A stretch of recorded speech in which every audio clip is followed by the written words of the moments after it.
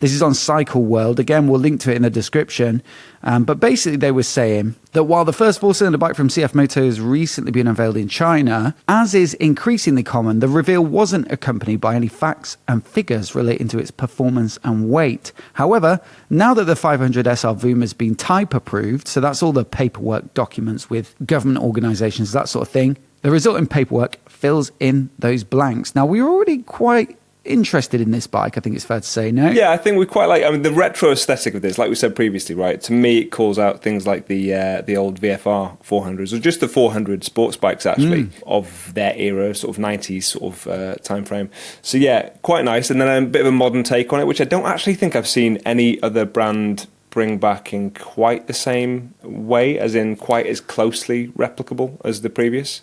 Yeah, it's sort of a bit of a mix of that retro-ish idea with those air intakes / daytime running lights on the front, but the rest looks quite modern. Yeah. And so, I don't know, I was thinking about something like the XSR 900 GP from Yamaha, which I've just got done with in terms of reviewing. But even that, I think, leans more towards the retro side than it does this kind of mix of the two. But anyway, the specs are in, so I thought I'd give you a little bit of a run through and see what you think and see if it sounds like it'll ride as good as it looks. So I think we did know it was a 500cc inline four, which is going to give it an interesting engine character. It's nice that they haven't gone with the typical parallel twin, which you'll find everywhere basically in this sort of market. But the performance figures, which we didn't know, is that it's going to make 78 horsepower peak. And I think that's probably where you'd expect for a bike like this. It's sort of probably playing in that budget-friendly middleweight sports bike market. Things like the Daytona 660, the R7, and generally a lot of those bikes, the GSX 8R from Suzuki, make somewhere in the sort of 70 to 80 horsepower range. The most similar bike is probably Kawasaki's ZX4RR, because that's a 400 inline four, and I think that makes about 74. So it's about 4 horsepower more, owing to the extra capacity. 78 sound tasty enough for your taste? Yeah, it does. And I'm assuming, I don't know whether you can recall what sort of rev range we're figuring out for peak, but I'm assuming it revs pretty high, because if it's a smaller capacity engine, 4-cylinder, then they generally rev really high and impressive, and they sound great as well as a result. It doesn't give a sort of a rev point for that peak power figure, so it's a bit of a shame. The Kawasaki, I think, is up at like 14,000 or something like that. It does feel super revvy. It is a little bit flat in the mid-range, so maybe with a bit more capacity, this one will have a tiny bit more guts, but ultimately it is going to be high revving. But I mean, that amount of horsepower, I think, is a sweet spot, especially for, I'm assuming, quite a light bike. But 78 horsepower doesn't sound weedy to me, considering the size of it. It's light, but it's not super light. It's 194 kilograms curb, fully fueled up. And so that puts it somewhere in between like Daytona, which is just over 200 kilograms, and the R7 is like 188. So it's kind of in that ballpark, which is acceptable if slightly lighter than some of the competition. And so 78 horsepower, I agree, sounds decent. They also give a wheelbase figure, which they say, Cycle World say, is similar to a 600 Supersport. So 1,394 millimeters, which is less than the ZX6R at 1,400. A little longer, though, than a CBR 600RR. That's 1,370.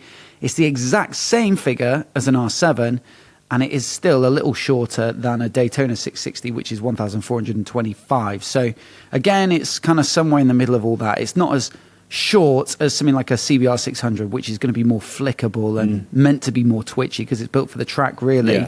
But still maybe a bit shorter than a Daytona 660, which has been built to be a balanced all-rounder and predominantly a road bike. 130 mile per hour top speed, 120 by 70 front tire, a 160 by 60 at the rear, which is a bit narrower maybe than some of the competitions. So people who like a big fat tire at the rear aesthetically might be a little disappointed, but realistically it's probably the best thing for the bike. KYB upside down fork, KYB monoshock, and CFMOTO branded radial 4-pot brakes up front. When we last looked at it though, mate, I think we only had this one paint job, which was the black, bronze and cream with the bronze wheels or gold.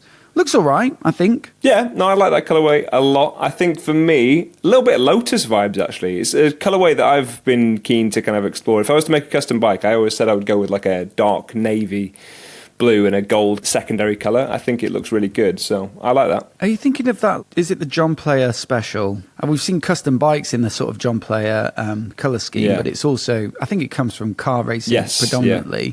I know what you mean. I am getting a shade of that, actually. Good shout. But also, with this type of approval, there have also been some pics of a more typical CFMOTO paint job, which is that CFMOTO blue at the top, black in the middle, silver on the bottom, silver wheels. I think I actually prefer the original, the gold and black, although I understand why they'd have this option in their lineup. But I think I just prefer gold wheels to like silver. It's not my cup of tea for some reason. What about you? Yeah, I can see the appeal in that one as well. It's a nice colour. It does match their colour scheme, and I think they will sell reasonably well. But I do think the more popular one will be the one that both of us prefer, which is the first colour, yeah.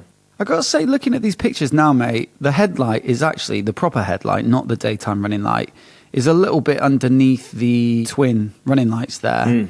I hadn't really noticed it that much on the previous pics, but it does look a bit like a grimacing robot with the two eyes. And Oh, then don't ruin it for me. Sorry. I can instantly... No, yeah, great. I can't unsee that now. Yeah, all right, fair enough. Maybe there's an aftermarket, just something you could put on there. Also, just an idea I've had. I've had a lot of good ideas recently, actually.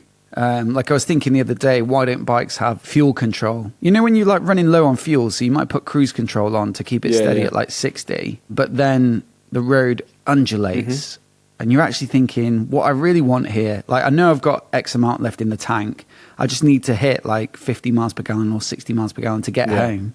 I'd like that if you could just choose that rather than a speed. So like I say, lots of good ideas coming out of me at the moment. But here's another one. On this bike, they've put the little winglets on. They're not functional for a road bike that's doing these sorts of speeds. It's more of a styling thing. Then you've got those indicators sticking out below. Integrate them. Yeah. That'd look sick, wouldn't it? The indicators in the winglets. Yeah. And they could be called winglicators. Well, you were onto something until you've overstepped there. You've gone too far.